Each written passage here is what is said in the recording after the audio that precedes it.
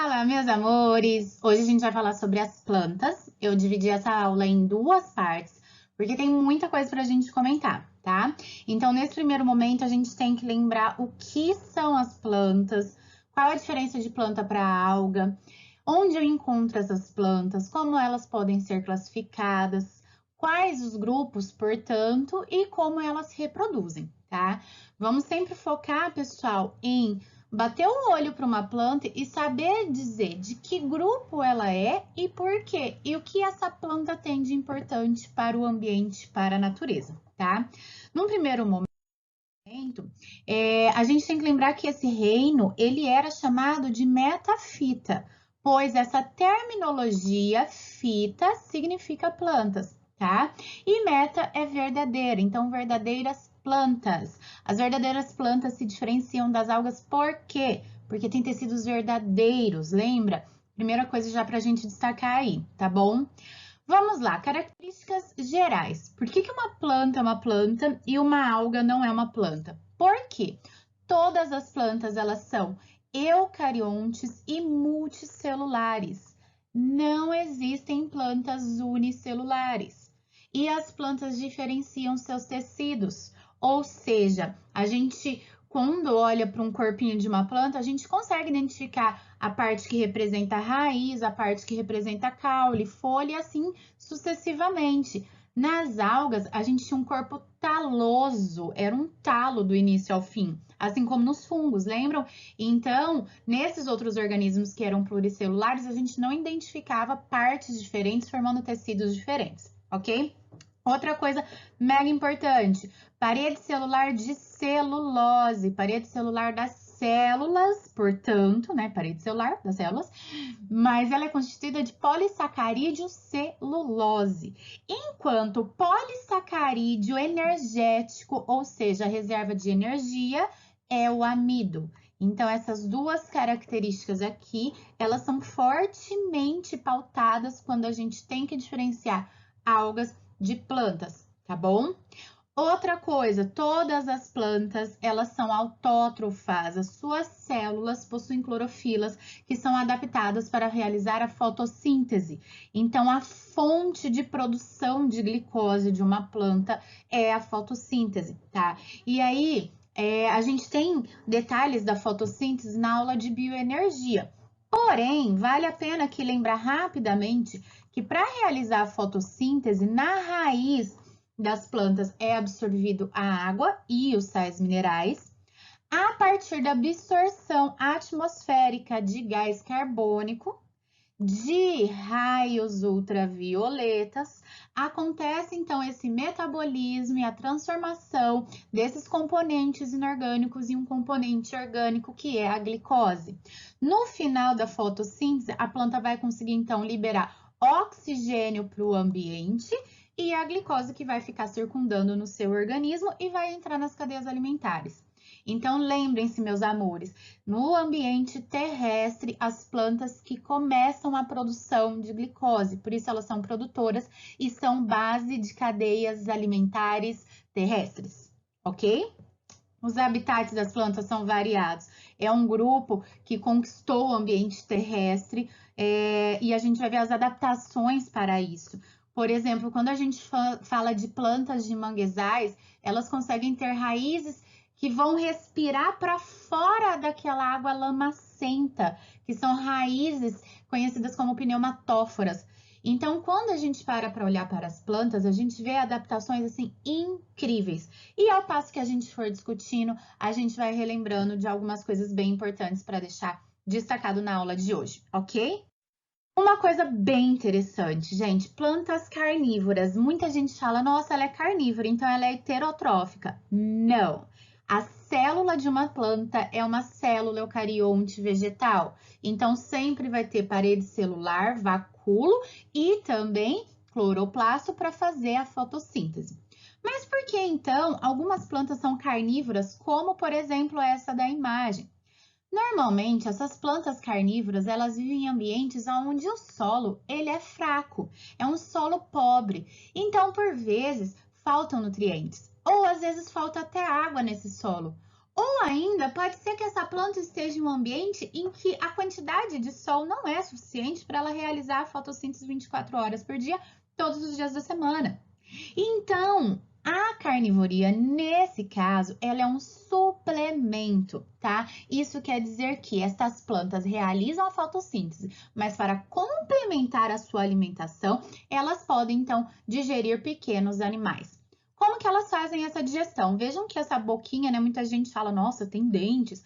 Não são dentes, gente. São modificações foliares, né? Vejam que são prolongamentos da folha e elas conseguem, por estímulos, fechar essa estrutura, essas folhas modificadas, aprisionando ali um pequeno animal.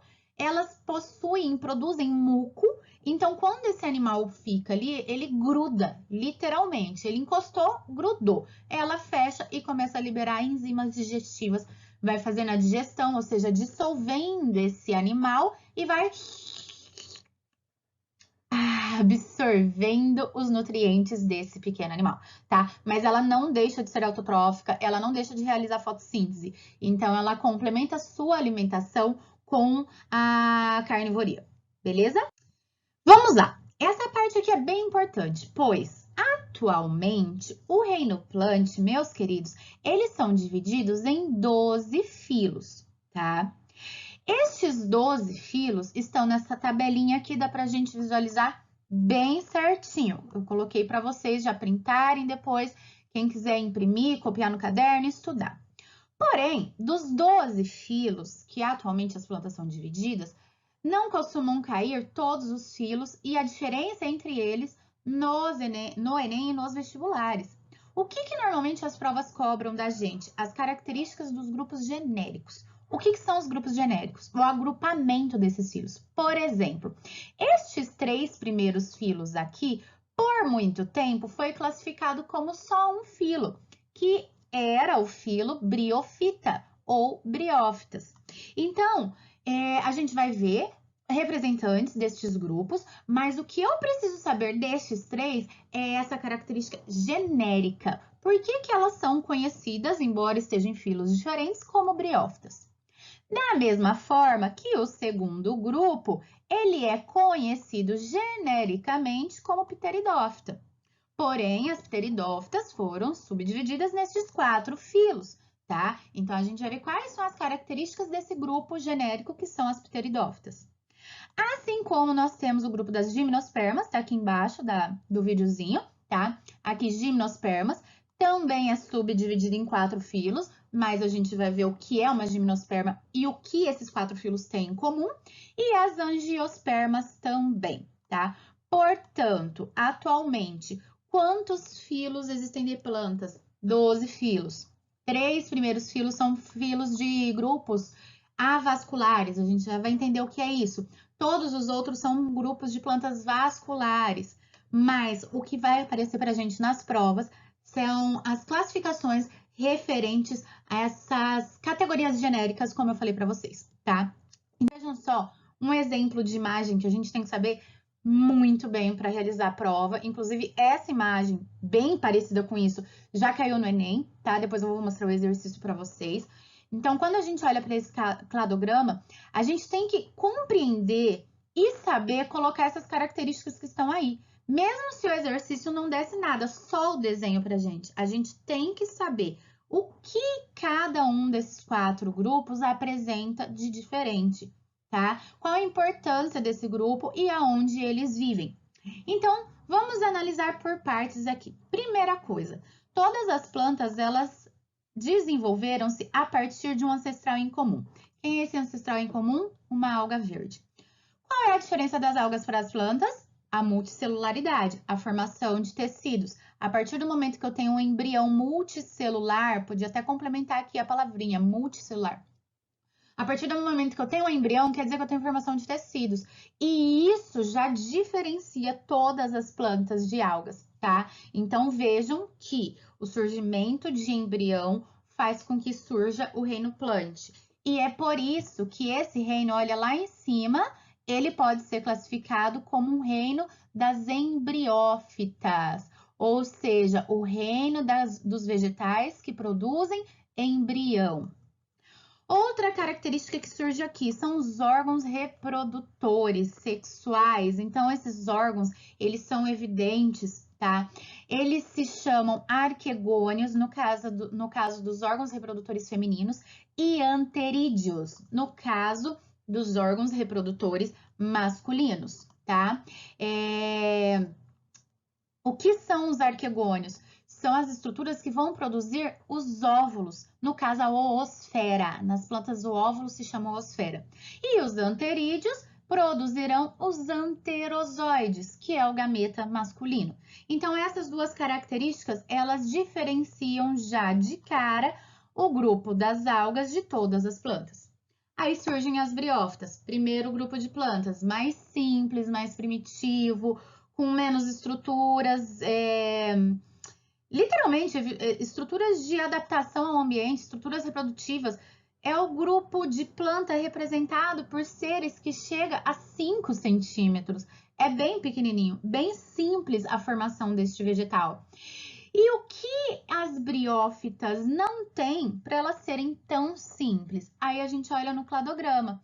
E o que principalmente diferencia briófitas de todas as outras plantas são os vasos condutores de seiva, tá? Tá aqui, ó, coloquei de amarelinho, ficou bem fraco. Deixa eu passar um vermelhinho aqui, ó. Vasos condutores de seiva. O que isso quer dizer? Que a partir deste grupo, eu tenho plantas com vasos, eu tenho plantas vasculares. Olha aqui em cima, meus amores. Plantas vasculares. A partir do momento em que há esse ancestral em comum aqui. Então, as briófitas é um grupo avascular e todos os outros 3 grupos vasculares, ok? Grupos vasculares também podem ser chamadas de traqueófitas. Anota aí do lado, tá? Traqueófitas também podem ser chamadas desse grupo de plantas. Quem são as traqueófitas? Começando por pteridófitas. Então, a gente já tem aí um surgimento de vasos condutores de seiva. Que mais que surge diferente? Folhas e caules. Aí a gente se pergunta, como assim? Não tem folhas e caules? Não, a gente vai estudar briófitas agora e vai ver o porquê. E o esporófito dominante, que eu já vou explicar também o que é esse esporófito e o que é um gametófito. Mas a característica marcante aqui são os vasos condutores de seiva, ok?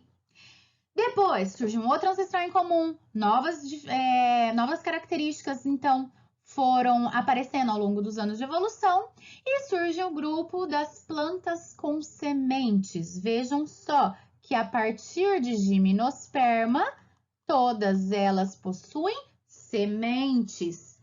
E é por isso que elas podem ser chamadas de espermáfitas.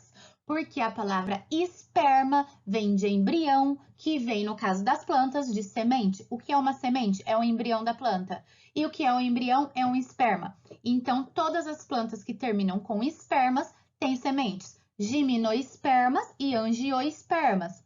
Beleza? Porém, essas sementes, elas não surgiram sozinhas nesse grupo. Não foi o único ponto aí que a gente teve de característica evolucionária. As gimnospermas também começaram a apresentar crescimento lateral, então a gente vê tronco, nas outras a gente não via. Grãos de pólen. Gente, grãos de pólen é uma característica que trouxe tanta evolução para esses grupos. Por quê? Vocês imaginem que o grão de pólen, ele pode ser levado por, além de animais, vento, água. Então, olha a dispersão desses grãos de pólen no mundo, no ambiente, e olha como eu posso fazer reproduções sexuadas aleatórias. Então, aumentou muito a diversidade genética a partir do momento que surgiram grãos de pólen, tá? E, além disso, surgiu a formação de tubo polínico. O que é o tubo polínico? Depois, na reprodução das espermáfitas, a gente vai ver com detalhes, mas quando o grão de pólen, ele pousa na parte feminina da planta, um tubo polínico, ou seja, um canal literalmente é produzido até a oosfera, para que o núcleo espermático consiga descer e literalmente fecundar. Ou seja, é garantia de reprodução, é sucesso na reprodução. O tubo polínico permite que o núcleo espermático chegue lá com certeza, tá? Isso aí é muito interessante nesse momento da evolução.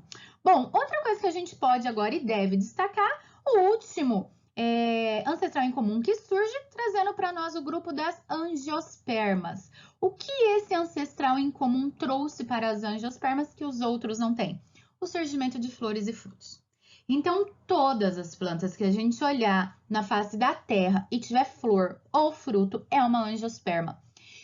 Gente, fala sério, se a gente, humano, se nós gostamos de flores pela beleza, pela cor, pelo cheiro, imagine os outros animais, imagine insetos. Se a gente gosta de comer fruta, imagine os outros animais. Então, o surgimento de flores e frutos trouxe uma grande atração do mundo animal para esse grupo. E como a gente agora fala de agentes polinizadores, como a gente fala de agentes dispersores de sementes, a gente está falando em um grupo que está localizado em todos os locais do mundo. É o grupo com maior dispersão e o que mais domina hoje a Terra é o grupo das angiospermas, tá bom? Lembrem-se dessas características. Sugiro que vocês desenhem esse cladograma depois no caderno para vocês memorizarem os eventos que acontecem a cada ancestral em comum que aparece nesse cladograma, tá? Por fim, eu fiz uma adição aqui de uma informação que nesse desenho original não tinha. Olha só, tá bem fraquinho, mas eu vou frisar aqui, ó. Passei um tracejado separando estes grupos em criptógamas e separando estes dois grupos, gimnospermas e angiospermas, aqui embaixo, em fanerógamas. Criptógamas e fanerógamas. O que são as criptógamas, ou seja, as briófitas e pteridófitas? Por que elas são classificadas como criptógamas? Porque elas não possuem os seus órgãos reprodutores expostos. Elas não possuem flores, elas não possuem pinhas, que é o caso da gimnosperma e da angiosperma. Então, quando a gente olha nesse desenho simples de um musgo e de uma samambaia, a gente não está conseguindo ver a parte reprodutora sexuada exposta aí. Vocês conseguem evidenciar aonde está o arquegônio? Onde está o anterídeo? Não dá. Agora, quando a gente fala em uma planta fanerógama, que são, então, essas duas, as gimnospermas e as angiospermas, as fanerógamas já possuem seus órgãos reprodutores expostos. Ou seja, quando eu olho para uma gimnosperma, a gente lembra de um pinheiro, pinheiro lembra de pinhão. E o pinhão, ele fica penduradinho aqui nas árvores, né? A gente vê o pinhão e a pinha, desculpa, a gente vê a pinha de longe aqui nessas árvores. A mesma coisa que quando a gente olha para uma angiosperma, olha para uma jabuticabeira, olha para uma mangueira, a gente vê as flores. Então, quais são os órgãos reprodutivos expostos de uma gimnosperma? A pinha. Quais são os órgãos reprodutivos de uma angiosperma? As flores. E esses órgãos estão expostos e por isso elas são consideradas como fanerógamas. Beleza? Vejam só, meus amores, vou dar um tempinho para vocês pensarem aí sobre essa questão, tá? Vou ler com vocês e vou dar para vocês uns segundinhos para pensarem. Questão do Enem 2012. Vejam que a imagem, ela é a mesma imagem que eu mostrei para vocês. A única coisa que está diferente aqui são algumas informações do cladograma. Porém, mesmo que essas informações estejam um pouco diferentes, elas trazem, no contexto geral, a mesma coisa que a gente discutiu, e o exercício poderia nem colocar nome, nem colocar característica nenhuma aí, porque seria nossa obrigação lembrar, tá? Essa parte desse cladograma, de identificar as características dos 4 grupos, gente, é a parte, assim, primordial para entender vários exercícios. Vejam a questão sobre as características adaptativas dos vegetais. A imagem representa o processo de evolução das plantas e algumas de suas estruturas. Para o sucesso desse processo, a partir de um ancestral simples, os diferentes grupos vegetais desenvolveram estruturas adaptativas que lhes permitiram sobreviver em diferentes ambientes. Qual das estruturas adaptativas apresentadas contribui para uma maior diversidade genética? Está escrito aqui embaixo, tá? Para quem tem a apostila Biomania aí, eu deixei a página, esse exercício tá na Biomania, tá? Então, tá bem aqui embaixo, ó. Aí vocês podem resolver também a questão e fazer todas as outras sobre o reino plant que tem na apostila. Mas a questão é diversidade genética. O que surgiu que vai gerar diversidade genética? Sementes aladas que favorecem as sementes serem dispersas? Arquegônio, que é a estrutura reprodutiva feminina? Grãos de pólen, que garantem polinização cruzada? Frutos, que promovem uma maior eficiência reprodutiva? Ou os vasos condutores, que possibilitam o transporte de seiva bruta? O que favorece plantas trocarem de DNA? É isso que vai gerar diversidade genética. A semente sai voando, a semente já está formada, o DNA já está pronto. O fruto ser disperso, a semente está lá dentro, o embrião está lá dentro, já está formado. Vai mudar esse DNA dentro do fruto? Não. Então, quando eu falar em diversidade genética, eu tenho que pensar em formar um embrião, uma semente diferenciada. E para eu formar uma semente diferenciada, o que vai auxiliar nesse processo são os grãos de pólen. Ou seja, o surgimento nesse ancestral em comum aqui de grãos de pólen fez com que gimnospermas e angiospermas tivessem muito mais representantes do que pteridófitas e briófitas. Beleza? Outra questãozinha aí. Já até deixei a dica, mas para vocês pensarem também tá na apostila Biomania. É da UEMG.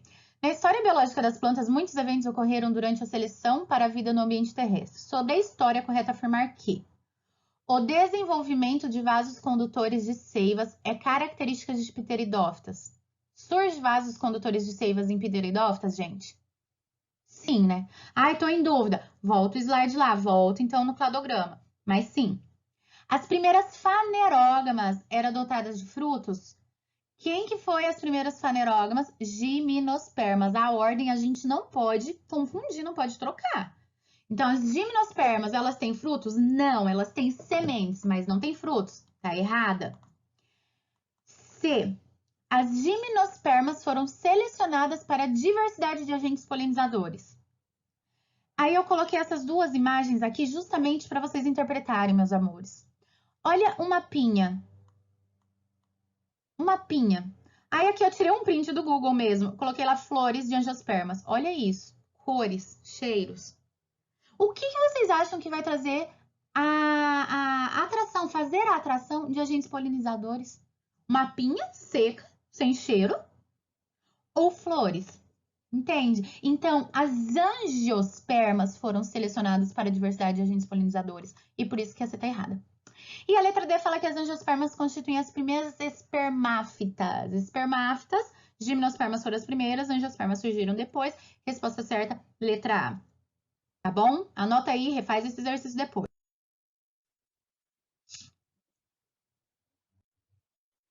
Agora tá uma parte bem legal. Importante, mega importante, gente, reprodução das plantas. Claro que cada grupo que a gente for falar, eu vou dar o exemplo, tá? Eu vou explicar como que é a reprodução de briófita, pteridófita, gimnosperma e angiosperma. Mas esse ciclo, esse desenho, façam aí, gente. Porque eu não posso mais confundir essa ordem e ela é igual para todos os 4 grupos de plantas que a gente está estudando, tá? O que é a primeira coisa para eu entender isso? As plantas, elas apresentam uma alternância de geração. O que isso significa? Eu vou fazer uma comparação bem boba aqui para vocês, tá? Pera aí. Eu tenho 2 marca-textos, tá? São marca-textos, mas eles são de jeitos e formas diferentes. Então, ora eu sou esse marca-texto, ora eu sou esse marca-texto. Esse marca-texto produz uma célula que produz esse marca-texto. Esse marca-texto produz uma célula que produz esse marca-texto. Elas ficam alternando entre formas. É isso que é uma alternância de gerações, tá? As plantas, elas sempre vão alternar. Ora ela é isso, ora ela é aquilo. O que é isso e aquilo no caso das plantas? O esporófito e o gametófito, tá? Então, todas as plantas, ora ela é esporófito, ora ela é gametófito. E essas duas estruturas são as estruturas, digamos que adultas, aptas a se reproduzirem, ora sexuadamente, ora sexuadamente. Então, o esporófito vai produzir esporos, que ao cair no solo, germina e forma um gametófito. Gametófito produz gametas, que vai fecundar e vai formar um esporófito. E o ciclo se reinicia. Então, quando a gente identifica nesse ciclo essas duas fases das plantas, fica muito mais fácil de entender esse quadradinho, esse esquema da reprodução. A gente faz esse esquema, gente, para qualquer ser vivo, tá? Aqui está representado um ciclo de vida diplobionte, que é o ciclo de vida de plantas e algas, tá? Então, esse ciclo de vida aqui, ciclo de vida diplobionte, é o ciclo de vida de plantas e algas.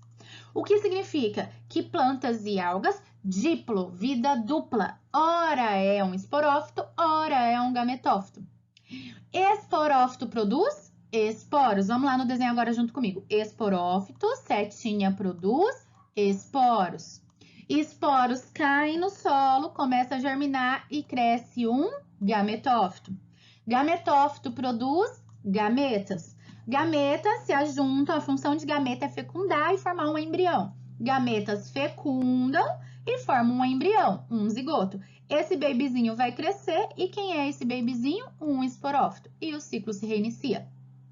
Então, se a gente for olhar assim, é muito simples. Esporófito, esporo. Esporo cai, germina, gametófito. Gametófito, gametas. Gametas se encontram, fecundam, esporófito. Pronto. E reinicia o ciclo, tá? Agora, outra coisa que eu tenho que deixar destacada aí. A quantidade de DNA, que é esse N. O N é a quantidade de cromossomos de uma espécie. Se ela é haploide, N. Se ela é diploide, 2 Ns. E aí, também é muito fácil da gente pensar nisso. Porque células sexuais, gente, elas são N. Gameta e esporo é N, uma vida inteira, tá? Então, eu já sei que esse esporo é N e eu já sei que esse gameta é N. Se um esporo cai no solo e germina um gametófito, como que é o gametófito? N também. O gametófito, ele vai fazer mitose e vai, então, produzir vários gametas e os gametas vão fecundar. Se eu tô juntando N mais N, oi, N, um N mais N, 2 Ns. Então, como é o meu zigoto? 2 Ns. Se o meu zigoto é o meu esporófito, 2 Ns. Como que de 2 Ns eu vou produzir um esporo N? Porque eu vou fazer meiose. Pronto. É simples. Entenderam? Reveja tudo que eu falei para vocês e escrevam no caderno esse ciclinho aqui, porque a gente não pode mais esquecer. Aonde acontece a meiose, então? No esporófito para produzir o esporo. Esporo N cai no solo, ele vai germinar, vai formar um gametófito que é N, que vai produzir gametas N, que vão fecundar, que vão formar um zigoto 2N. Esse zigoto 2N vai crescer em um esporófito 2N, faz meiose, produz esporos N e reinicia tudo. Olha como já apareceu no Enem pra gente. Só que no Enem, ele pede qual é o ciclo observado em humanos. E o nosso ciclo não é esse diplobionte. Nós não temos um esporófito e um gametófito, nem duas formas de se reproduzir. Então, vamos achar o ciclo dos humanos aí? Primeira coisa, muita coisa para analisar, tá? A gente vai por eliminação. Bate o olho em geral, qual que de cara a gente pode eliminar? Ó, letra A eu já vou eliminar porque fala de esporófito. Tá, é o único que fala de esporófito e gametófito é a letra A, beleza? Agora, o que mais que a gente vai achar? Organismo adulto. Vou começar pela letra B, tá? Daí a gente analisa os outros. Organismo adulto, nós somos diploides ou haploides? Nós, adultos, somos diploides, tá? Nossas células humanas possuem 46 cromossomos, 2N igual a 46. Então, se a gente for analisar só essa parte aqui, todas as outras estão iguais. Até aí tá certo. Os nossos gametas têm 46 cromossomos, meus amores? Não. Gameta, espermatozoide óvulo, vai fecundar. Imagina se tivesse 46, 46. O que ia acontecer? Ia formar um bebê de 92, não ia gerar, ia abortar essa criança. É totalmente letal.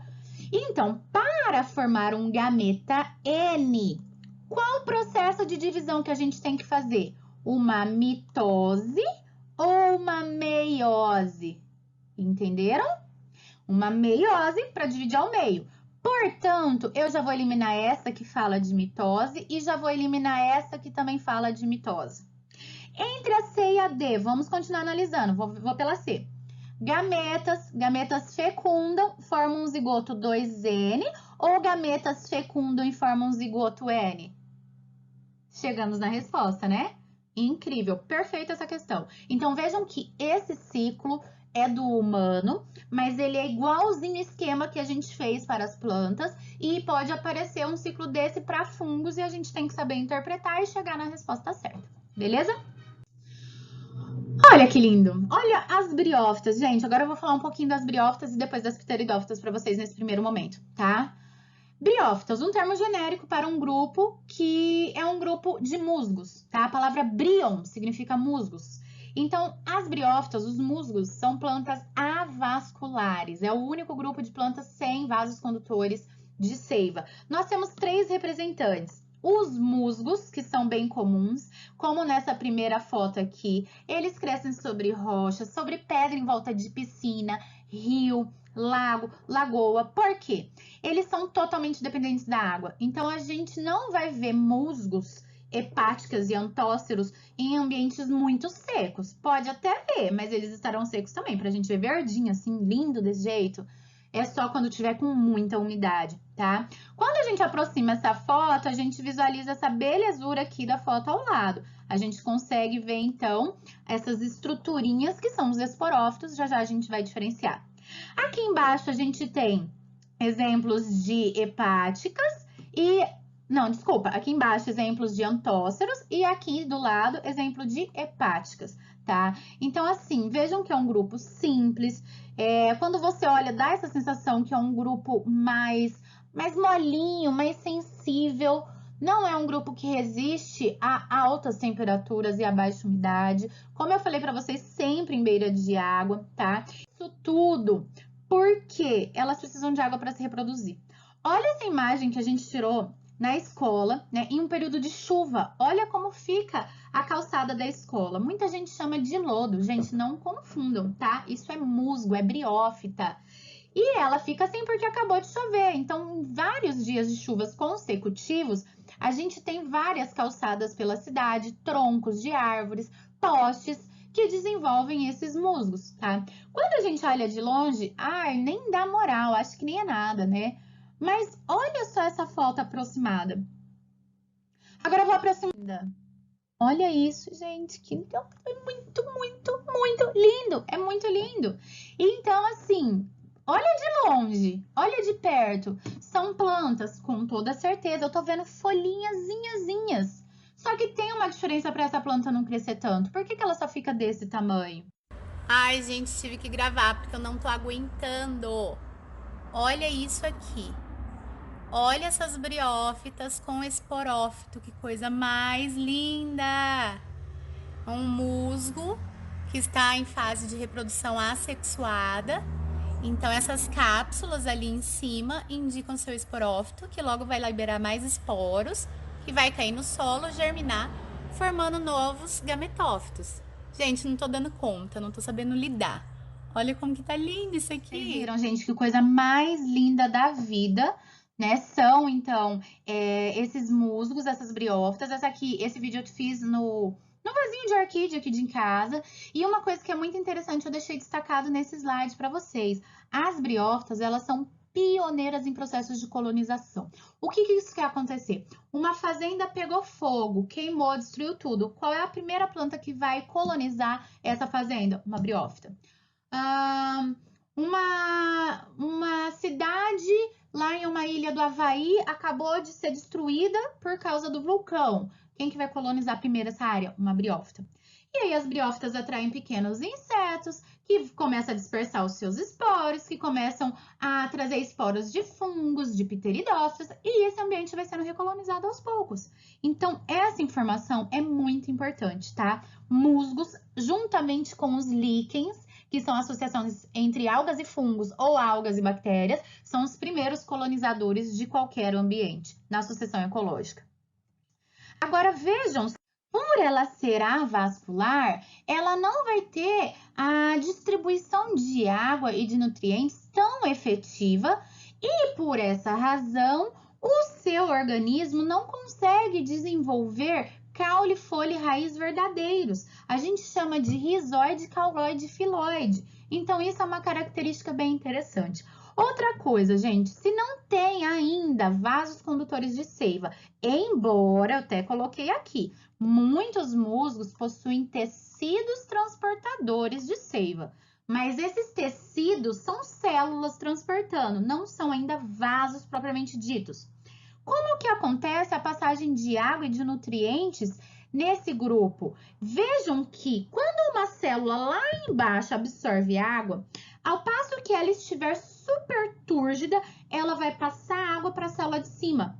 e depois essa de cima para outra de cima, e depois para outra de cima e para outra de cima. Ou seja, a água, assim como os nutrientes, eles são passados por difusão e por osmose. Isso é muito louco, pois isso explica o tamanho diminuto dessas plantas.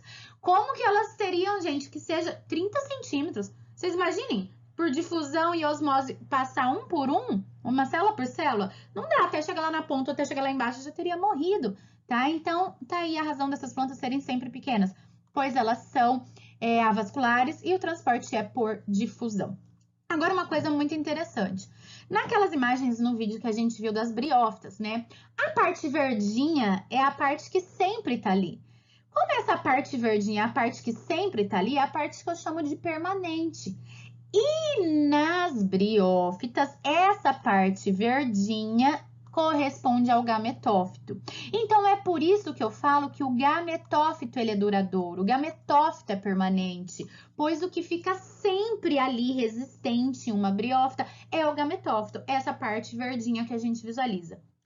Quando esse gametófito ele faz a reprodução, então há o encontro, lembra? Dos gametas, aí a formação do esporófito, olha crescendo aqui então o esporófito. Aí sim eu visualizo a fase esporofítica.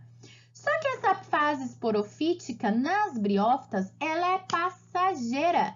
Porque ao passo em que esse esporófito liberar os seus esporos, ele vai quebrar, cair e sair. E o que continua ali? A parte verdinha, que é o gametófito. Portanto, o gametófito nas briófitas são permanentes e o esporófito, ele é passageiro. Tá bom? Isso vai ficar mais claro quando a gente visualiza o ciclo reprodutivo que eu vou mostrar já já. Esse aqui é só um texto para depois, quem quiser ler com calma, dar um print, olhar, fala dos tecidos que transportam seiva nas briófitas, tá? Que é o ladroma e o leptoma. Não é algo que cai nas questões, pelo menos eu nunca vi nenhuma questão aparecendo citando esses dois termos, mas é interessante ler. Ciclo reprodutor para a gente compreender tudo isso que eu falei para vocês. Vejam só, gametófito, a fase permanente. Produziu, após uma reprodução sexuada, o esporófito. O esporófito tem uma tampinha. Essa tampinha a gente chama de calíptra. Quando essa tampinha abre, ela libera os esporos. Então, veja aqui do lado os esporos caindo. O esporo vai cair ao chão, vai começar a desenvolver, gente. Olha só, desenvolve um novo serzinho. Quem que é esse serzinho? Um gametófito. Esse gametófito é N, porque ele veio, a sua origem é de um esporo.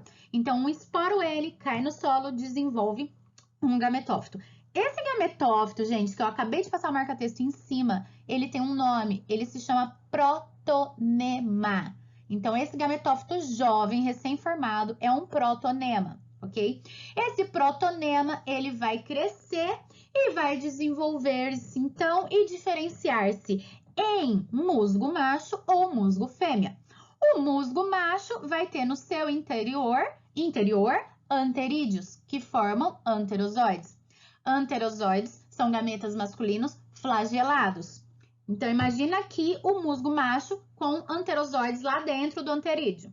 Aí, imagina aqui um musgo fêmea com arquegônios e lá no interior osfera. Gente, como que o anterozoide vai sair daqui e chegar aqui? Só se tiver água. Então, vejam que esses musgos têm que estar cobertos de água. A água tem que vir até aqui em cima para os anterozoides saírem nadando e chegar na osfera. Portanto, a reprodução de briófitas é totalmente dependente de água, pois o anterozoide é flagelado e precisa encontrar a osfera que está lá na outra briófita, está lá no outro musgo. Beleza? Encontrou, forma o embrião. Quem que vai crescer então? O esporófito. Ah, olha uma coisa interessante agora também. Quem que vai crescer após o musgo ficar gravídico? O esporófito. O esporófito é o embrião. Portanto, musgo fêmea tem esporófito. Musgo macho não tem esporófito, tá? Muito interessante essa questão.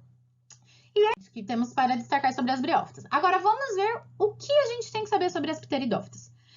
Esse termo, primeiro, vem do grego Pois pteridon significa feto. O que tem a ver? Por que essas plantas são chamadas de fetos? Pois todas as vezes, gente, que um novo esporófito ele cresce no formato de um embrião, um feto enroladinho. Olha nessa imagem aqui que coisa linda! Conseguem visualizar?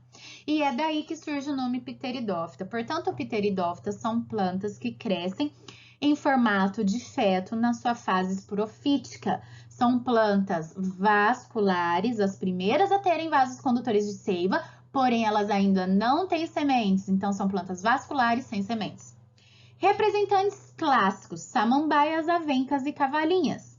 Vou mostrar mais alguns para vocês. Aqui a gente tem exemplo da avenca, pois a samambaia ela já é bem conhecida, todo mundo já viu uma samambaia. Vejam que as avencas, elas também têm essas manchinhas pretinhas nas suas folhas, que já já a gente vai comentar sobre. E aqui embaixo a gente tem a cavalinha. Cavalinha é muito utilizada como chá, pois é uma erva medicinal, tá? Então, exemplos clássicos aqui que nós temos de pteridófitas. Agora o lance. O que eu preciso saber de pteridófita? Que é o primeiro grupo que possui vasos condutores de seiva. São vasculares, traqueófitas. Quais são os nomes desses vasos condutores de seiva? Xilema e floema. Depois a gente vai diferenciar estes dois. Aqui eu já tenho formados verdadeiramente a raiz, o caule e as folhas. Porém, pensa numa samambaia. Vocês conseguem ver a raiz e o caule de uma samambaia? Normalmente a gente vê só as folhas. Isso é porque o caule fica sempre enterrado embaixo da terra. E esse tipo de caule que é subterrâneo, a gente chama de caule tipo rizoma, tá? Então, nesse grupo a gente já tem raiz, caule tipo rizoma e folhas. As folhas têm folíolos. O que significa isso? Por exemplo, nessa venca ali de cima, ó. Isso aqui fazia parte inteiro de uma folha. Cada pedacinho desse aqui eu chamo de folíolo. Então, uma samambaia é a mesma coisa, ali embaixo a gente vê esses pedacinhos que se divide a folha, a gente chama de folíolos, tá? Aqui já é diferente. O que a gente visualiza no chatinho não é justamente essa parte verdinha e não é justamente essa parte verdinha que vai liberar os esporos? Portanto, a partir de samambaia, gente, marca isso aí. Samambaia não, de pteridófita no geral. A partir de pteridófita, todas as plantas agora têm o esporófito dominante. Todas, ok? A maioria das pteridófitas, elas são homosporadas. O que significa? Que elas produzem um tipo de esporo e que esses esporos ficarão nos esporângios na face abaxial. Abaxial é a parte de baixo da folha, tá? Então, normalmente, quando a gente vira a samambaia, a gente consegue encontrar essas estruturas que são os esporângios que vão liberar os esporos para o ambiente. Vejam que essa foto é de um chifre de veado lindíssimo, que é um tipo de samambaia. E como ela é um tipo de samambaia, também produz esporos. Porém, os esporos dela são essas estruturas que quando a gente olha na foto, dá a impressão que ela está morrendo, que ela está enferrujada, com fungos, com vírus. Mas não é, gente. Quando essa planta chega nesse nível, quer dizer que ela está no auge da reprodução assexuada dela. Incrivelmente, né? Muito legal. O que é muito parecido com o que acontece nas samambaias tradicionais. Porém, é uma espécie diferente, o chifre de veado é um tipo de samambaia especial, então ele tem essa forma de produzir esporos um pouquinho diferenciada. Mas vale a pena vocês divulgarem essa informação, né? Às vezes na casa de vocês tem, a mãe tem, a avó tem, e a pessoa vai lá e corta achando que é alguma doença. Não é, é a fase onde ela está se reproduzindo. Perfeito, quer dizer que ela está super saudável. Como é um corpo de uma pteridófita? Como eu falei para vocês, agora a gente tem raiz verdadeira, tem um caule que fica normalmente enterrado no substrato, tá? Esse caule a gente chama de rizoma. Aquelas folhinhas novas que crescem em forma de feto, a gente chama de báculo. As folhas é uma folha, né? Um conjunto de folíolos. E na parte abaxial das folhas, a gente pode encontrar essas estruturas, que são essas bolinhas chamadas de soros. O que são os soros? Conjuntos de esporângios. E esporângios é o órgão reprodutor assexuado dessa planta. Quais são os tecidos condutores de seiva? Antes da gente falar da reprodução. Isso aqui é bem fácil a gente lembrar. Xilema e floema. Floema tem um F de fora. Então, quando a gente faz um corte, por exemplo, em um caule, o conjunto de tecido que a gente encontrar mais do lado externo, ou seja, mais para o lado de fora, é o floema. E mais internamente é o xilema. O xilema sobe, o floema desce. Mas eles não fazem só isso, tá, gente? Por que que eu tô falando que xilema sobe, floema desce? Porque xilema transporta água e sais minerais, ou seja, a seiva bruta. Então, obviamente que ela vai sair da raiz e ela vai ser transportada para cima. Porém, ela também pode ser transportada para os lados. E se a planta estiver ainda em um local onde há muitos recursos hídricos, né? Ela já está saturada. Esse xilema, ele pode conduzir também essa seiva bruta para os seus tecidos subjacentes. Então, pode ser que ele desça, mas via de regra, xilema sobe. Mesma coisa que floema. Floema traz os nutrientes produzidos pela fotossíntese. Então, qual é a tendência? Ser produzido nas folhas e ser distribuído para toda a planta. Só que se uma folha daqui do lado produziu mais glicose do que lá de cima, obviamente que esse floema vai subir, entendeu? Então, assim, via de regra, xilema sobe, floema desce. Mas ambos podem fazer o caminho contrário? Pode. Outra coisa, xilema tem lê de lenho. É outra forma que eu posso chamar esses tecidos, tá? Esses vasos lenhosos. Então, o xilema pode ser chamado de lenho, assim como o floema pode ser chamado de líber. O lenho, ele é formado por células mortas e o líber é formado por células vivas. E aqui tem um textinho também bem legal para vocês depois darem uma lida, tá? E fixar esse conteúdo. Agora, para a gente fechar com chave de ouro, vamos ver o ciclo da pteridófita. Super simples, pois remete àquele esquema da reprodução diplobionte que a gente viu no início. Esporófito produz esporos, cai, cai, germina, forma um gametófito. Gametófito produz gametas que fecunda e aí vai gerar um esporófito. É isso. Então, vejam aqui, gente. Vou pegar o marca-texto aqui pra gente. Olha só. Eu tenho esporófito, que é a fase dominante agora. Lembra? O que a gente vê toda a vida é o esporófito.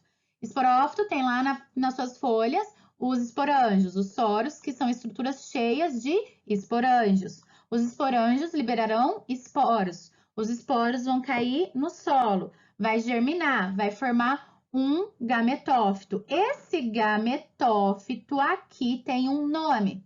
Lembra que nas briófitas a gente colocou o nome? Falou que era o protonema.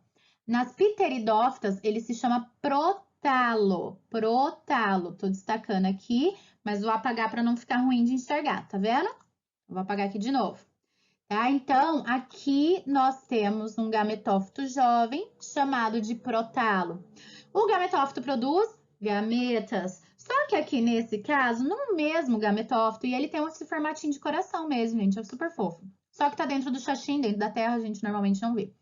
Esse protalo, ele vai ter arquegônios e anterídeos. Então, ele vai produzir tanto a oosfera quanto os anterozoides no mesmo gametófito. O que eu preciso? De gotinhas de água.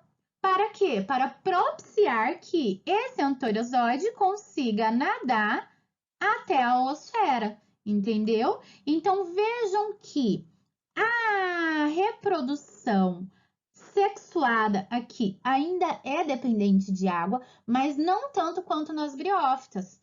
Lembra, nas briófitas a gente precisava encharcar os dois para que o anterozoide saísse e encontrasse a oosfera. Aqui não, eles estão no mesmo órgão reprodutivo. Então, poucas gotas de água já é o suficiente para ter essa reprodução sexuada. E aí, como resultado, a gente tem a fecundação e aí a gente tem a formação de um embrião. Esse embrião é um esporófito jovem que vai crescer e desenvolver um esporófito adulto e o ciclo reinicia. É isso. É bastante informação, então por isso que eu dividi a aula em duas partes, aliás. E aí na próxima aula a gente vai falar de gimnospermas e angiospermas, tá? Revejam os conteúdos, pessoal. Na apostila tem bastante informação. Mais uma vez, no livro didático também tem. Qualquer livro que você usar, ou do Fernando Gavad Snyder, ou a Mabs, ou qualquer outro que você tem em casa, vale como suporte. Manda mensagem se você ficou com dúvida em alguma parte, tá? Um beijo. Estudos para todos vocês. Quem quiserem depois, olha essa tabelinha aí, diferenciando briófitas e pteridófitas, tudo que a gente falou na sala de aula. Eu peguei do Brasil Escola, vou deixar disponível para vocês baixarem também, tá? E na próxima aula, então, a gente continua com esse mundo maravilhoso das plantas, no qual eu sou apaixonada e acho que quase todo mundo, né? É um grupo bem interessante, bem importante e que, além de beleza, né, além de oxigênio, é produtor, então é base das cadeias alimentares e com isso sustenta todos os animais. Então, com toda certeza, a gente não existiria se não tivéssemos toda essa diversidade de plantas no planeta, tá bom? Um beijo, bons estudos, deixe seu like e é isso, queridos. Até mais, tamo junto, fica em casa, fica bem.